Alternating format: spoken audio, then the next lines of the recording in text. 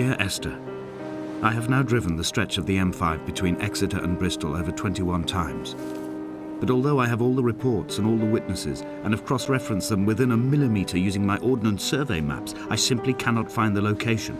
You'd think there would be marks to serve as some evidence. It's somewhere between the turn-off for Sanford and the welcome brake services, but although I can always see it in my rear-view mirror, I have as yet been unable to pull ashore.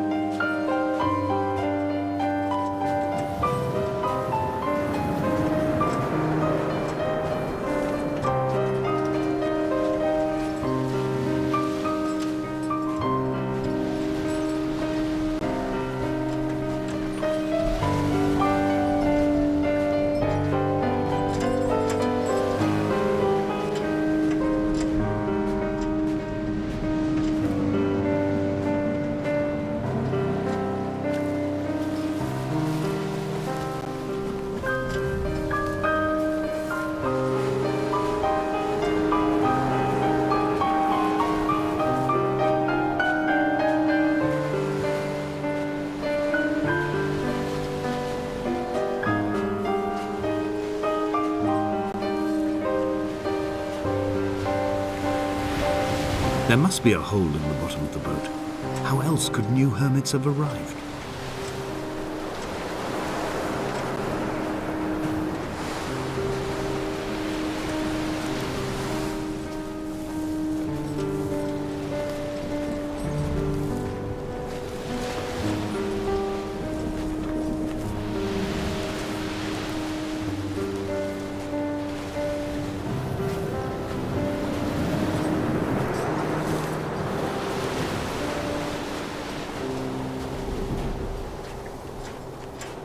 I had kidney stones and you visited me in the hospital.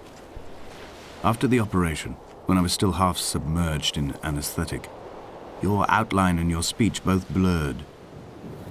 Now my stones have grown into an island and made their escape, and you have been rendered opaque by the car of a drunk.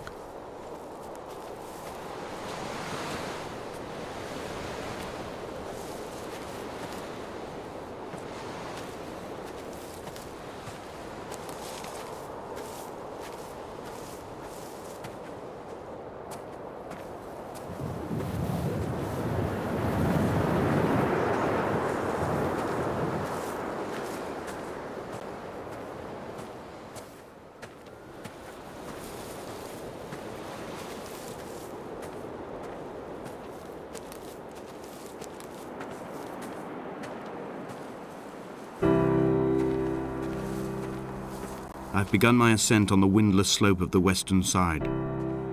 The setting sun was an inflamed eye squeezing shut against the light shone in by the doctors.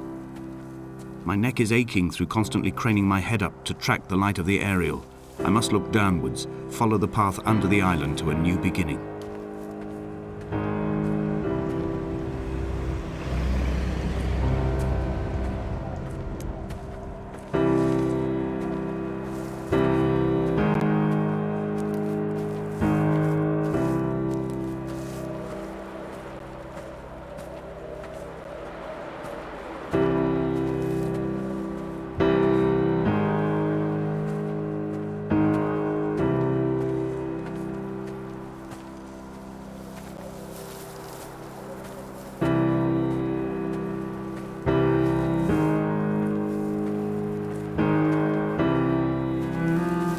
The bothy was constructed originally in the early 1700s. By then, shepherding had formalized into a career. The first habitual shepherd was a man called Jakobsen, from a lineage of migratory Scandinavians. He was not considered a man of breeding by the mainlanders. He came here every summer whilst building the bothy, hoping eventually that becoming a man of property would secure him a wife and a lineage. Donnelly records that it did not work. He caught some disease from his malcontented goats and died 2 years after completing it. There was no one to carve white lines into the cliff for him either.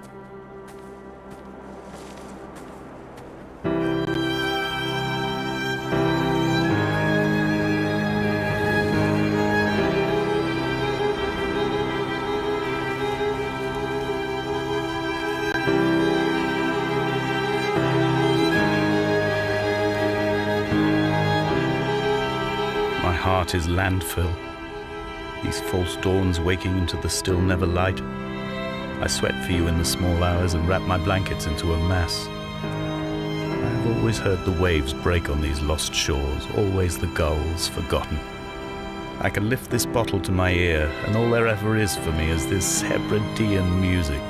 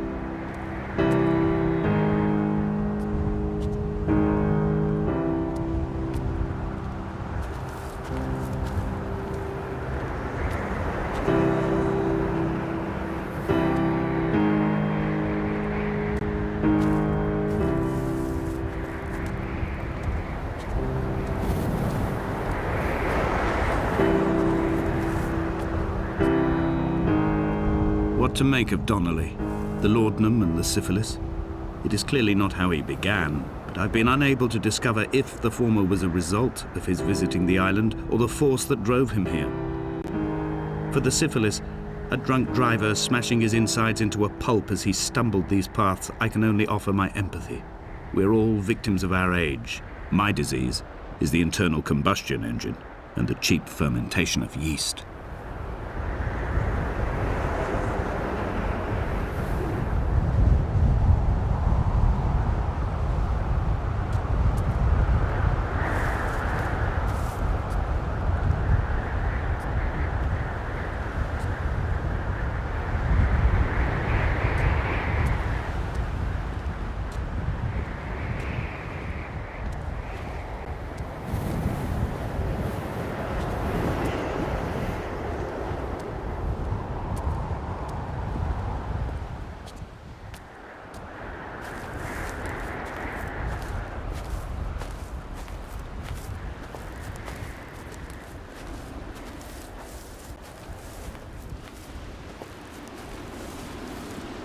They found Jakobsen in early spring. The thaw had only just come. Even though he'd been dead nearly 7 months, his body had been frozen right down to the nerves and had not even begun to decompose. He'd struggled halfway down the cliff path, perhaps looking for some lost goat, or perhaps in a delirium, and expired, curled into a claw right under the winter moon. Even the animals shunned his corpse. The mainlanders thought to bring it home unlucky. Donnelly claims they dragged it to the caves to thaw out and rot, but he is proving an unreliable witness.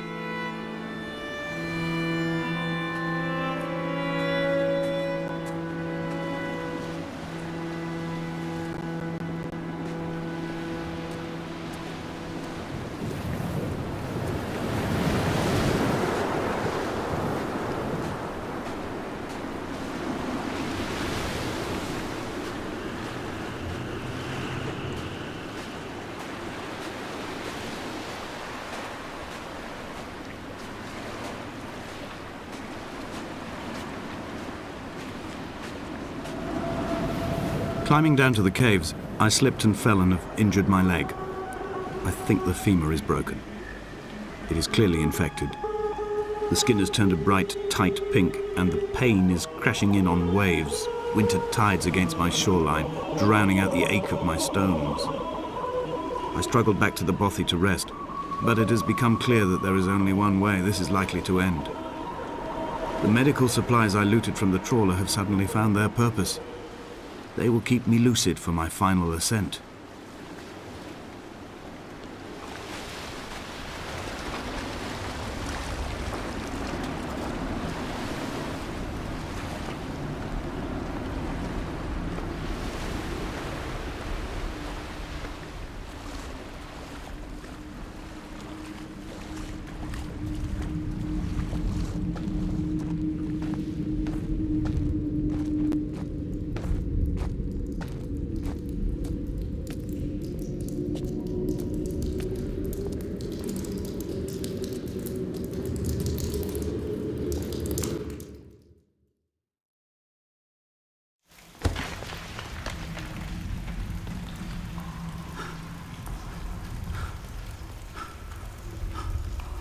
Donnelly did not pass through the caves. From here on in, his guidance, unreliable as it is gone from me. I understand now that it is between the two of us, and whatever correspondence can be drawn from the wet rocks.